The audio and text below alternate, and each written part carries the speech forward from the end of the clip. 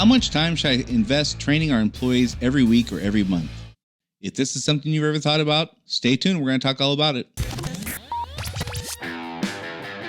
Running a service business can be hard. It is not unusual for business owners in industries like contracting, home repair, auto repair, business-to-business services like janitorial, IT and accounting, and many others to feel overwhelmed by all the priorities facing them at any given time. Between addressing the needs of the customers, managing the employees, figuring out the financials, and getting processes in place, feeling like you're making significant progress on your business journey can be difficult. Welcome to Service Industry Success, hosted by Brian Harding. Each week, Brian will look at real-world strategies for building the business you are dreaming of, while also sharing tactics to get through some of the most frustrating parts of business ownership with a lot more ease. Let's get started. One of the things that's important for me to disclose to people when I begin working with them is I'm a big believer in balance. One of the areas I'm a big fan of balance is between personal responsibility, or the responsibility of the employer, and the responsibility of the employee, and our desire as the employer to hold the employee accountable, and the desire of the employee to hold the employer accountable. This balance, I think, is really important. It's important for me to share this because sometimes when I ask questions of people I'm working with, it can come across like I'm trying to trap them in a gotcha question. And this is not the case. But I am, in many cases, trying to get them to see the situation from a different perspective. One of the areas this is most likely to come up is when we talk about training and frustrations employers have from employees just not doing things. One of the greatest frustrations employers have is that their employees simply do not follow the procedures, protocols, rules, or they have to be babysat, it feels like, at every turn. This generally prompts a series of questions I ask regarding training, and they can feel like gotcha questions, but I promise you they're not. We just got to figure things out, and we have to look at things from a different perspective than what we've been accustomed to. So one of the first questions I'm going to ask is, what's a quote-unquote good spend in your mind? And when I say good spend, what's a good return on investment? We're talking about things that you would normally spend money on, like marketing. Is a 5% spend on marketing reasonable? I don't know why I really struggle with that. Is a 5% spend on marketing reasonable? Some industries would be thrilled to only spending 5% on marketing because they spend 10 to 15%. There's industries out there where that's the norm, and 5% would be awesome. What about paying out-of-pocket expenses for something like a damage claim rather than turning into your insurance? For example, would you pay $20,000 out of pocket for damage your company had caused to avoid a $20,000 per year increase of premiums for probably 3 years? That's only a 3-to-1 return, but most of us would say, yeah, that's a good spend. A lot of folks would say, yeah, a 5% spend on marketing is a good spend. I feel good about that. I'm getting a reasonable return on my investment. I may not like the fact that I have to spend this money, as with the insurance claim scenario. I may not like that I got to write a $20,000 check, but here I am in this situation, and I'd rather pay $20,000 than $60,000 if my premiums go up $20,000 a year for 3 years. So once we understand what a quote-unquote good spend is and what a reasonable ROI or return on our investment is for us, that's a good baseline to start having the rest of this conversation. The second question I'll ask in this kind of situation with employers when they talk about employees not complying or having to be babysat all the time, I'll ask, what are the 3 most frustrating, problematic, or expensive things that your employees do that just annoy you? Like, what are they doing that you just are annoyed with? What are they doing that's causing you a lot of frustration? What are they doing that you have to check on all the time or babysit them on all the time? What are the 3 most common, or what are the 3 things that are the most important in that category? And then, if we have time, which we generally do, what is it costing your company for these 3 things to continue on as they are? What's it costing you in frustration? What's it costing you in lost time because you're repetitively having the same conversations over and over and over again? And then we get to the question that feels like the zinger, the gotcha question. And I promise you that's not why I'm doing this. But it's important that we look at this in this aspect.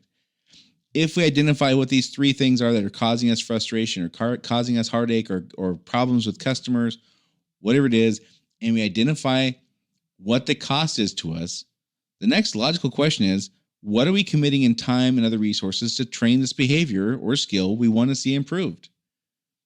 Now, most of the time when I ask this question, employers get very sheepish very soon. They look down, they get quiet, they look at me. Sometimes they get angry.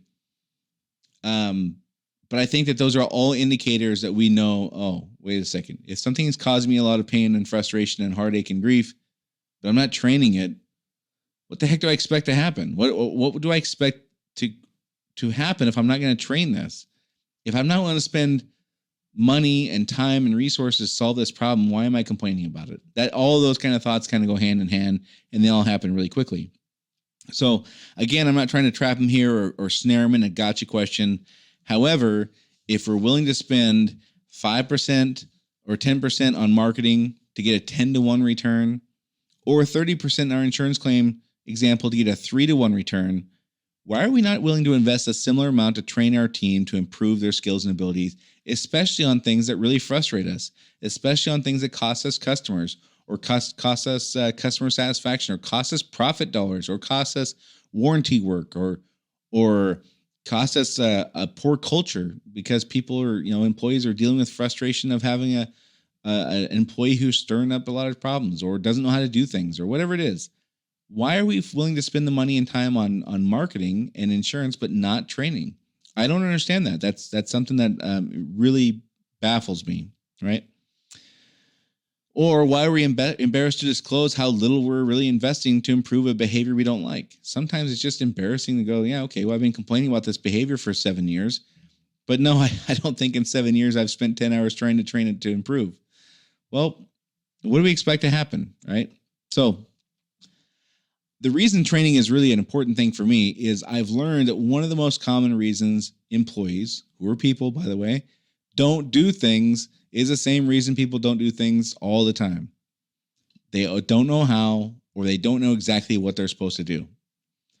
Believe it or not, a lot of times when we do a root cause analysis and we really start breaking down why are we having problems with a given process or a given situation, more times than we would like to admit, it comes down to the employee just doesn't know how to do it or doesn't know that they're supposed to do it.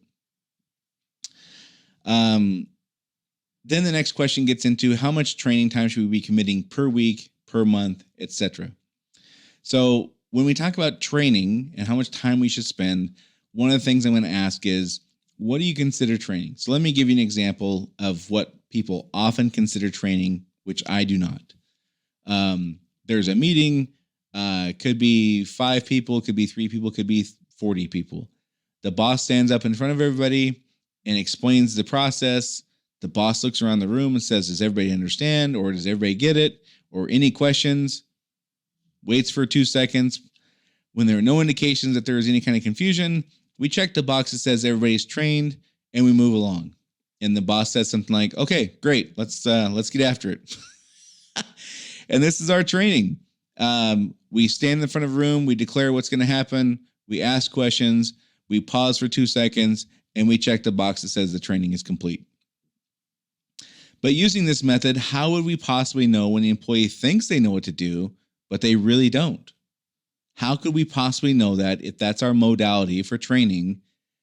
If the employee's sitting there going, yeah, I got this nailed, I know exactly what's going on, and they're completely wrong, they don't got it, they don't understand it, they're going to completely do the wrong thing, how would you possibly know if that's your method of training? So for me, that version of training, I don't count as training at all.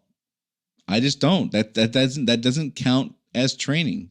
That's a lecture followed by a Q&A session that may or may not have positive results. That's the best possible way to explain that in my book. So for me, when I tell people that when I own my service-based business, I invested about an hour and a half per week per employee to train the skills and functions that really separated us from our competition and really made our company stand out. The response I get is generally the same. Wow, that's a lot of training. But to me, it wasn't a negative. It was a great investment. If nothing else, it was a trade-off of time. I would much rather spend my time training and investing in people and making sure they understand what to do, how to do it, when to do it, why to do it, making sure that they could articulate that stuff back to me. They could explain it to me as well as I could explain it to them. I would much rather invest my time with that than invest my time cleaning up messes that occurred because the employees didn't know what they were supposed to do, or they did it wrong, or they did it for a while and then they just stopped doing it because they didn't understand why it was important. I would much rather spend my time training people than cleaning up the messes and explaining to customers why we got it wrong again, or explain to other employees why we got it wrong again and why their jobs are more difficult because so-and-so employee forgot again. I would much rather spend my time training people than dealing with those situations. So an hour and a half per week per employee may not be the necessary number for you in your business. I don't necessarily think that that's applicable or appropriate for everyone. But I do think that most people are spending way less time and energy training than they should, especially for problematic processes and behaviors and things that you just know are not going well. All right. So I would encourage you to go through the exercise of asking yourself if you're approaching training with the same mindset you're approaching other areas of your business that require you to spend time, money, and other resources. Are you approaching training the same way you approach your marketing spend? Are you looking for what's a good ROI and committing the dollars that are going to get you where you want to go? Are you investing in training that at least the top 3 things that make your company better than brand X, or the top 3 things that you're repetitively having to tell your customers or your employees to do differently or better? The top 3 things you're repetitively having to explain to your customers why you got it wrong, why somebody in your team didn't follow the right process or whatever. Are you spending the proper amount of training on at least those kinds of things? Looking at this from like, what's a good ROI? What's a good return on my investment? So, to kind of wrap things up, is your spend on marketing exactly apples to training? No, probably not. But we're aiming to make sure we are in balance and not having an expectation of performance from the employee or employees while simultaneously not being willing to do our part to teach them what we got to have them do in the first place. One of the greatest frustrations employers have is employees simply do not follow the procedures, protocols, rules, or they have to be babysat all the time. Simultaneously, one of the greatest things that I see most frequent things I see is employers who are just reluctant to commit the time and resources to do proper training. They do the lecture in front of the room instead. So the first question is, what's a good spend for you? Is a 10% ROI a good return on investment for you? If so, why aren't we approaching training with the same mentality? What are the top 3 most frustrating, problematic, or expensive things your employees are doing? Third question is, what's it costing your company to deal with these things? What's it costing to continue along as you are now without making any improvements? And then once you what are you committing in time and other resources to train this behavior or skill you would like improved? For most folks, if they really objectively look at this and kind of pluck themselves out of the role of being the person that has to do something they don't want to do, or they just don't see the value in the training. If you kind of remove yourself and just kind of look at this in a pragmatic approach, okay, if this problem is costing us $100,000 a year, why wouldn't I spend $10,000 to solve the problem? Why wouldn't I spend $10,000 in training time or lost revenue while we train or whatever to solve a $100,000 a year problem? Why wouldn't we do that? And again, this is not a gotcha question. This is a real honest question. So for me, the version of training where we just stand up in the front of the room and tell everybody and do that, does everybody understand? Awkward pause or silence, ready, break. I do not consider that as training at all. I consider an employee fully trained when they can repeat back to me exactly, kind of the five questions: who, what, when, where, why, and how. Maybe that's 6. I don't know. Point is, if they can explain things in that level of detail, then I think they're trained. If they can't, or I don't even ask them to do that, how could I possibly know if they're trained? So, training, as you can tell, is something I think is very important. I think it's something employers miss the mark on a lot. I think employers, by and large, hold their employees to it, or want to hold their employees to a standard while kind of not doing their fair share of training and not doing what is going to be reasonable to expect the employee to get this, so then we can hold them accountable. I don't believe you can hold people accountable for things that they cannot fully or that we cannot make sure they fully understand.